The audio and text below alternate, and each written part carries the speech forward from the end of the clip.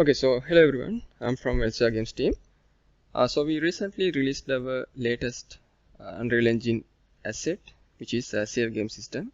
So you can go to our official webpage, elsweregames.com, and the products pages. Here you can see there is our asset. So basically we have had a very comprehensive documentation this time as well. Here you can refer that documentation.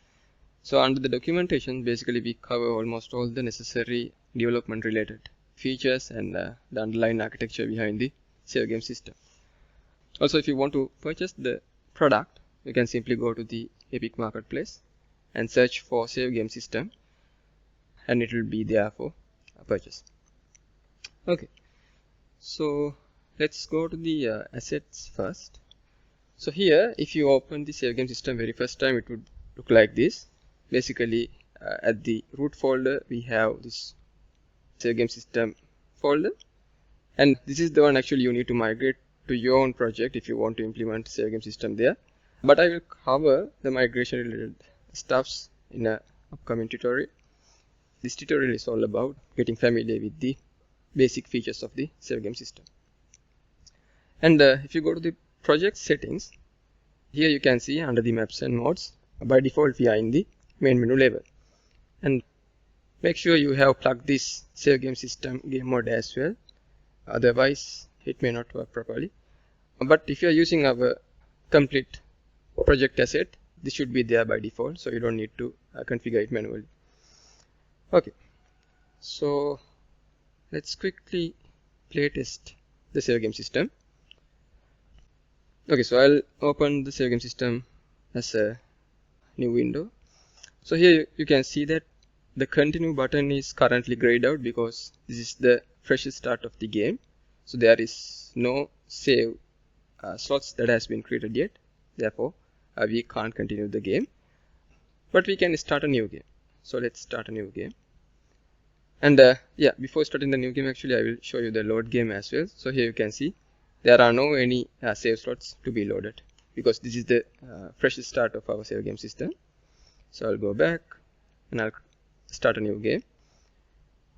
So it will display the save loading screen of the save game system, and once the loading is completed, here you can see our default Unreal Engine mannequin is there. And here you can see that at the right side there is timer to showcase the time of the world as well as the player statistics such as money, health, and the currently equipped weapons and stuff like that. Also, there is a help panel. Actually, it is there for just to showcase what are the key inputs that you have to provide when you are playing with the game. But if you want to disable this help panel just for the play testing, you can simply press tab key, so it will be hidden, and you can press the tab again, so it will be visualize it again. Okay, so considering the save game system, basically there are many features. So for example, here you can simply click the P key, so it will open up the pause menu. So now if you go to the load menu, here you can see that now we have an autosave instance, because when we are very first time opening our game as a new game, it automatically saves this autosave instance. So that's why we have a autosave by default now. And yeah, so if I continue the game, here you can see there are some weapons we can pick. So let's pick some of these weapons, and you can toggle the weapons as well. Also, we can pick some health and armor instances as well. And these are some of the player statistic component because they are specifically triggering some sort of statistic related to the player, such as health, money, or armor. These are some of the player statistic invokers as well. So here you can see that when I go in through these money instances, the money values of the player are getting increased. Okay. Also, we have added some drivable cars as well. So you can simply go towards a specific vehicle and simply press E key, and the pawn will be inherited for the vehicle by default, and it is completely interactable. You can drive the car throughout the level and stuff like that. But the main reason that we add a vehicle system for the save game system, simple vehicle system into the save game system, is that we need to showcase the features of saving of the global state, such as let's say this is a garage, and let's say we need to save this car inside this garage. So here simply we can drive that car towards that garage, and let's park this car over here and get out. Okay, and simply you can go to the pause menu again and go to the saves, and let's save the game. Okay, so now if I load the game for the initial state, which is the autosave, here you can see there is nothing inside the garage. See, there is no car. But if I load the game from this save point onwards, which is our manual save, see, we can get the garage again and our vehicle is there. Alright, so that's the basic feature that we need to cover with respect to these vehicle related stuffs, because instead of only saving the player's state, we can save the global state as well, right? So you can see that now our time is kind of increased, because we are starting from the previous timestamp onwards, right? Or the 00 position, and our health and armor is also increased, as well as the money, right? Also, if you switch your weapons, you can see that our equipped weapons are also there, right? So those are some of the features of the save game system. Also, we have added a very simple mission and objective system as well, just to showcase that you can save the level progression of the game as well. So here you can simply go to this blip and achieve this objective. So you can see that now we have achieved the mission or completed the mission. And let's go to the pause menu again and save the game, right? So if I go to the load menu, now you can see that the mission or the save slot icon has been changed, right? Because we have now completed a mission, and now we have in a different state of the level progression. But yeah, so first let's load this initial state. So here you can see that this is our default state, and if I load back to the latest save, okay, now you can see that the second mission is appearing and the first mission is not appearing again, because it has been already achieved, right? So likewise you can complete all the missions in the level like that. So we have only added 3 missions because we just want to showcase the feature in the save game system, but you can extend these features later on. And let's save the game again, right? So you can see that we have actually completed the game, right? No missions are there.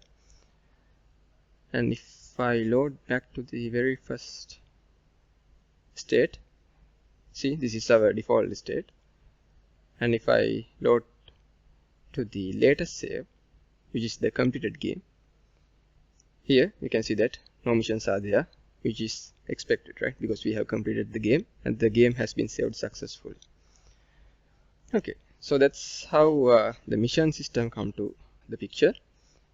And we have added some property acquisition features as well, such as, let's say you want to acquire some property in the game, and once you acquire that property will start to generate revenue, right? So the player can go there again and collect the revenue, right? Stuff like that. So these are related to some building state saving as well, because let's say the world is populated with different types of objects, such as players, maybe NPCs, maybe vehicles, and maybe some building blueprints, stuff like that. So when it comes to such blueprints, we need to be able to save their own state as well. For example, let's say if we acquire some building, and that state should be saved at the runtime, right? So for example, you can, if you want to purchase a building, you can go to this area and simply press E button. So it will deduct some money from your player instance because the property purchase requires some money. And after you acquired the property, see here you can save the game as well because you have acquired that property. Also, the revenue generation has been started as well as the income, right? So you can collect the revenue and you can come later as well, right? But for now, let's try to save the game here as well. And one other thing, like you can save in two ways. Basically, you can either go to the pause menu and save there. Otherwise, you can go to this specific save indicator instance and save there as well, right? So for instance, let's save by using the save indicator. So I'll save in the game and let's go back to the initial state. Okay, so this is the initial state, nothing is there. And let's go to the latest save, and here we are at the latest save snapshot, right? Which is we have already acquired this property and the revenue generation is also there, right? So that's how the save game system is able to save the state of the other print objects as well that has been instantiated in your game level. Okay. Alright, and considering the other features related to save game system, if you go to the save instance or save menu, you can see that there are a couple of save slots that has been available because we have saved throughout the game. But let's say you want to remove some save slot due to some specific purpose.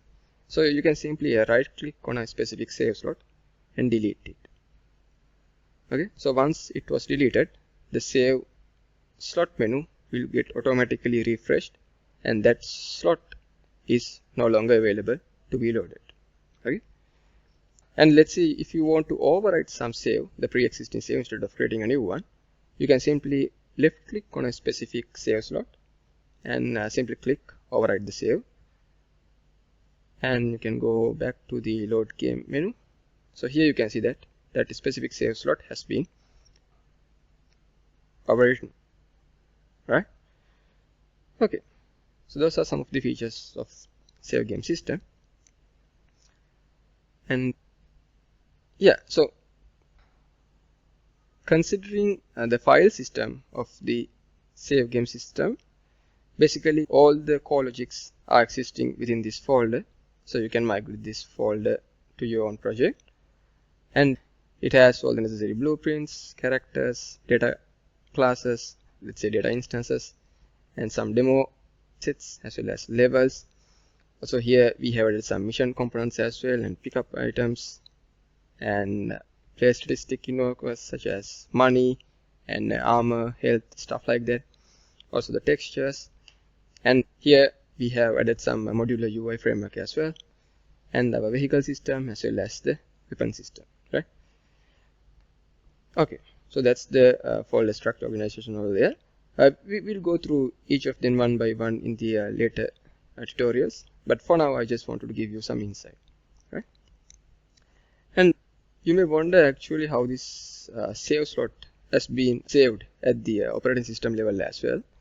So basically, if you go to the save game system saved folder, under the save games, here you can see some of these save instances has been created, right? Basically, these three slots save the instances, individual instances of the game, which means each of these represent a specific save slot, and the save slot context is somewhat sort of a container of each of these slots data in order to be organized them properly, right? So if you go to the documentation of our save game system, under advanced save game features section, we have explained all the necessary details related to this save game system's file structure. So you can check it out as well to get a better understanding. Okay, so that's the small introduction for save game system, and in the next tutorial we'll see how we can migrate this system to your own project. Thank you.